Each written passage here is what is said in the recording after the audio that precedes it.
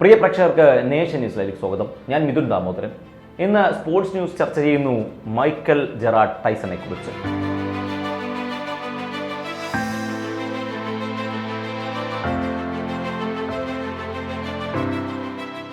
Sports ന്യൂസിൽ സ്ഥിരമായി ക്രിക്കറ്റും ഫുട്ബോളും മാത്രമാണ് ഉൾപ്പെടുത്തുന്നതെന്നുള്ള പ്രേക്ഷകരുടെ വിമർശനം പരിഗണിച്ചാണ് മൈക്കൽ ജെറാഡ് ടൈസനെ കുറിച്ച് ഇന്ന് സ്പോർട്സ് ന്യൂസ് ചർച്ച ചെയ്യുന്നത്.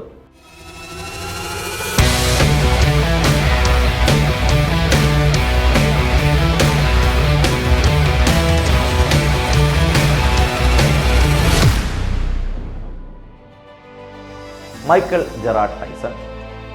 അദ്ദേഹത്തിന്റെ ജനനം ജൂൺ 30, 1966 അമേരിക്കയിലെ ന്യൂയോർക്കിലെ ബ്രൂക്ലിനിൽ. ബോക്സിംഗ് രംഗത്ത് നിന്നും വിരമിച്ച ഒരു പ്രൊഫഷണൽ ബോക്സറും മുൻ ലോക ഹെവി വെയ്റ്റ് ചാമ്പ്യനുമാണ് അദ്ദേഹം.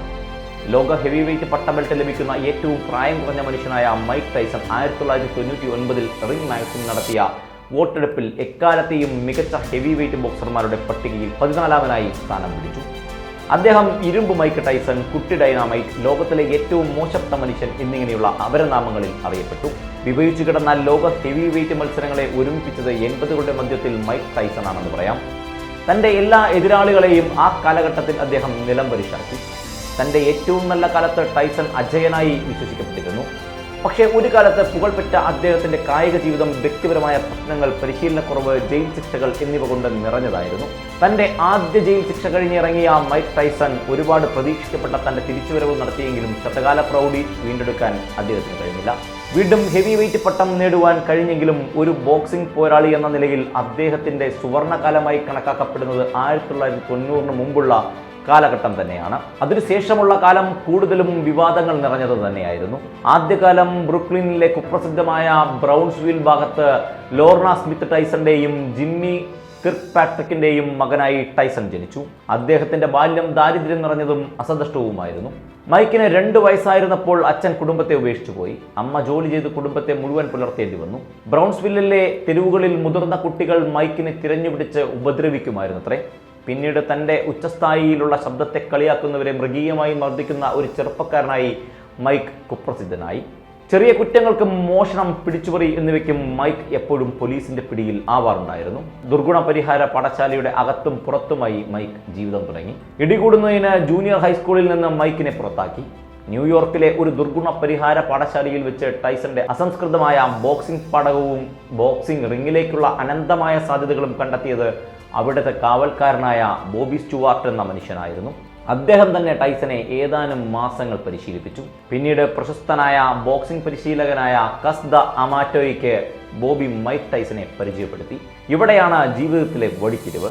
പ്രശസ്തിയിലേക്ക് മൈക്ക് ടൈസണിന്റെ പ്രൊഫഷണൽ അരങ്ങേറ്റം മാർച്ച് 6, 1985 ന്യൂയോർക്ക് സംസ്ഥാനത്തിലെ അൽബാനി എന്ന നഗരത്തിലായിരുന്നു ഈ മത്സരം.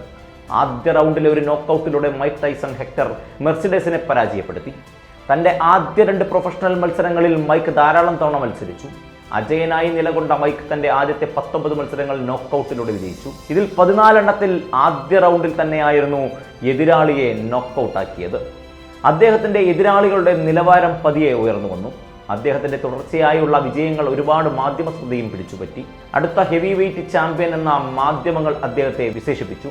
അമേരിക്കയിലെമ്പാടും ടെലിവിഷൻ സംപ്രേഷണം ചെയ്ത മൈക്ക് ടൈസന്റെ ആദ്യ മത്സരം 1986 February 16 Houston field house Troy, ന്യൂയോർക്കിലായിരുന്നു. ഹെവി വെയ്റ്റ് ജേണിമാനായ ജെസ്സി ഫെർഗൂസൻ ആയിരുന്നു എതിരാളി. മൈക്ക് ടൈസൺ ഫെർഗൂസനെ 5ാം റൗണ്ടിൽ ഒരു അപ്പർ കട്ടിലൂടെ ഇടിച്ച് താഴെയിട്ടു. ഈ ഇടിയിൽ ഫെർഗൂസന്റെ മൂക്കൊടിഞ്ഞു എന്ന് വിശ്വസിക്കപ്പെടുന്നു. ലൈഫ് മാഗസിനിൽ വന്ന ലേഖനപ്രകാരമാണ് അങ്ങനെ പറയുന്നത്. ഫെർഗ്യൂസൺ ടൈസണിനെ ശരീരത്തിൽ അള്ളിപ്പിടിച്ച് മത്സരം നീട്ടിക്കൊണ്ടുപോകുവാൻ ശ്രമിച്ചു.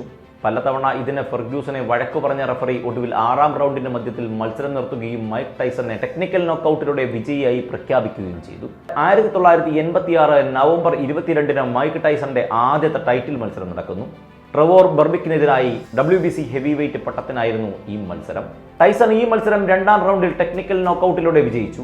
അന്ന് 20 വയസ്സും 4 മാസവും പ്രായമുണ്ടായിരുന്ന മൈക്ക് ടൈസൺ ഹെവി വെയ്റ്റ് പട്ടം നേടുന്ന ലോകത്തിലെ ഏറ്റവും പ്രായം കുറഞ്ഞ താരമായി. 20 വയസ്സ് പ്രായമുള്ളപ്പോൾ മൈക്ക് ടൈസണിന് 222 പൗണ്ട്, അതായത് 101 കിലോ ആയിരുന്നു ഭാരം. ഏകദേശം 5.5% മാത്രം ശരീരക്കൊഴുപ്പുണ്ടായിരുന്ന മൈക്ക് ടൈസൺ തന്റെ പൊക്കത്തിന്, അതായത് 1.78 മീറ്റർ, അതായത് 5 അടി 10 ഇഞ്ച് ഉയരം വേണ്ടുന്നതിനേക്കാൾ തടിയനായിരുന്നു. തന്റെ അസംസ്കൃതമായ ശക്തിക്ക് അറിയപ്പെട്ട മൈക്ക് ടൈസണിനെതിരായി മത്സരിക്കാൻ പലരും ഭയപ്പെട്ടു തുടങ്ങി. തന്റെ കൈകളുടെ അതിവേഗതയും മിടികളുടെ കൃത്യതയും കൈകളും ശരീരവുമായുള്ള അനുയോജനവും, അതായത് ഹാൻഡ് ബോഡി കോർഡിനേഷൻ എന്ന് വേണമെങ്കിൽ പറയാം, അതിശക്തമായ ഇടികളും ഇടികളുടെ സമയം കൃത്യമായി ക്രമീകരിക്കുന്നതും എതിരാളികളുടെ ഭയം വർദ്ധിപ്പിച്ചു. പക്ഷേ അധികം ആളുകൾ ശ്രദ്ധിക്കാതെ പോയത് പ്രതിരോധിക്കാനുള്ള മൈക്ക് ടൈസന്റെ കഴിവായിരുന്നു. കൈകൾ ഉയർത്തിപ്പിടിച്ച് ഒരു ഇടി കൊടുത്ത് ഒഴിഞ്ഞു മാറുന്ന തരത്തിൽ കസ്റ്റ് അമാറ്റോ പഠിപ്പിച്ചതുപോലെ പ്രതിരോധിച്ച മൈക്ക് തന്റെ എതിരാളികളുടെ ഇടയിൽ നിന്ന് തെന്നുമാറി അതേസമയം അടുത്തേക്ക് നീങ്ങി തന്റെ തകർപ്പൻ ഇടികൾ എതിരാളികളുടെ മുഖത്ത് പതിപ്പിക്കുമായിരുന്നു. യുവ ചാമ്പ്യനെ കുറിച്ച് കാണികൾക്കും ആരാധകർക്കുമുള്ള പ്രതീക്ഷകളും മാനമുട്ടെ ഉയരുന്നു. മൈക്ക് ടൈസൺ ലോകത്തെ എല്ലാ ഹെവി വെയിറ്റ് ജേതാക്കളെയും തോൽപ്പിക്കുവാനായി യാത്ര തിരിക്കുന്നു. 1987 മാർച്ച് 7 നെവാദയിലെ ലാസ് വെഗാസിൽ വെച്ച് Mike Tyson James Bonecrusher Smith എന്നയാളെ തോൽപ്പിച്ച് തന്റെ ഹെവി വെയിറ്റ് പട്ടം നിലനിർത്തി.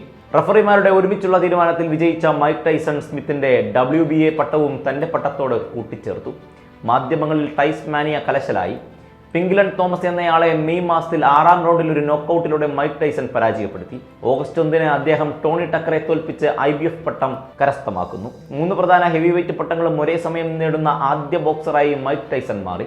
WBA, WBC, IBF എന്നീ പട്ടങ്ങൾ മൈക്ക് ടൈസൺ സ്വന്തം.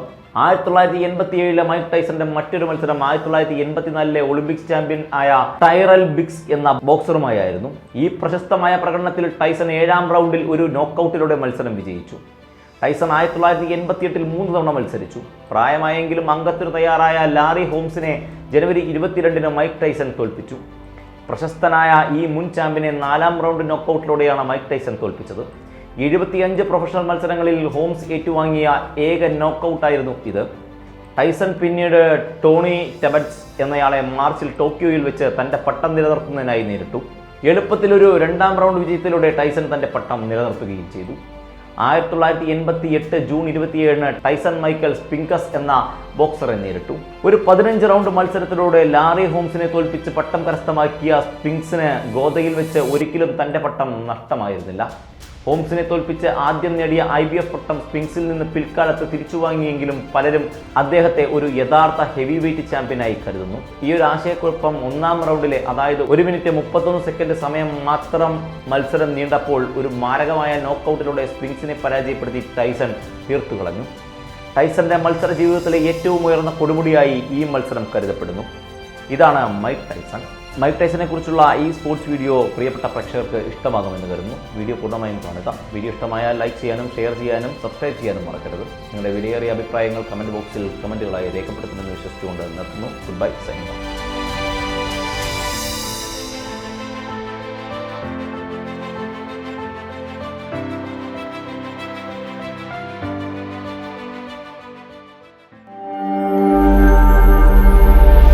നാഷൻ ന്യൂസ് ലൈവ്, സത്യം, ചരിത്രം, വർത്തമാനം.